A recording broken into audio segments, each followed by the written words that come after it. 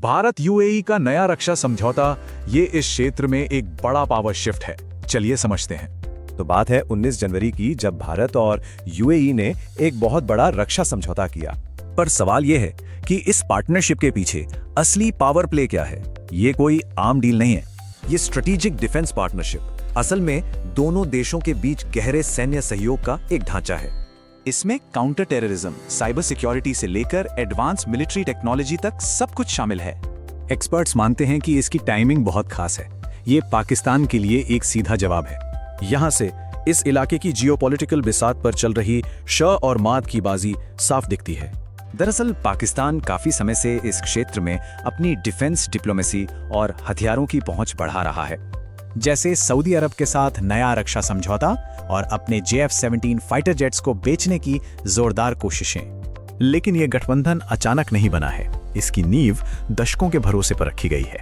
देखिए, पिछले कुछ सालों में ये रिश्ता कितनी तेजी से मजबूत हुआ है, एक नजर डालते हैं। दोनों देशों के बीच आर्थिक रिश्ते भी जबरदस्त हैं। सालाना व्यापार $100 बिलियन के पार हैं। और लोगों का जुड़ाव तो देखिए, यूएई में 40 लाख से ज्यादा भारतीय रहते हैं। सिर्फ इतना ही नहीं, यूएई ने भारत के इंफ्रास्ट्रक्चर में $75 बिलियन के निवेश का वादा किया है। अब असली बात, इस समझौते का असर इस इलाके के दूसरे बड़े देशों पर क्या पड़ेगा। खासकर सऊदी अरब के लिए ये एक मुश्किल स्थिति है, जिसे पाकिस्तान और भारत दोनों से रिश्ते साधने हैं।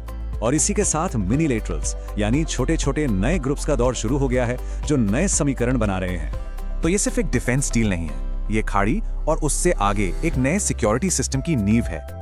और सबसे दिलचस्प बात यह है कि कैसे ये IMX जैसे बड़े इकोनॉमिक कॉरिडोर को भी सुरक्षा देगा। इस समझौते से पूरे क्षेत्र में भारत की नेट सिक्योरिटी प्रोवाइडर वाली भूमिका और मजबूत होती है।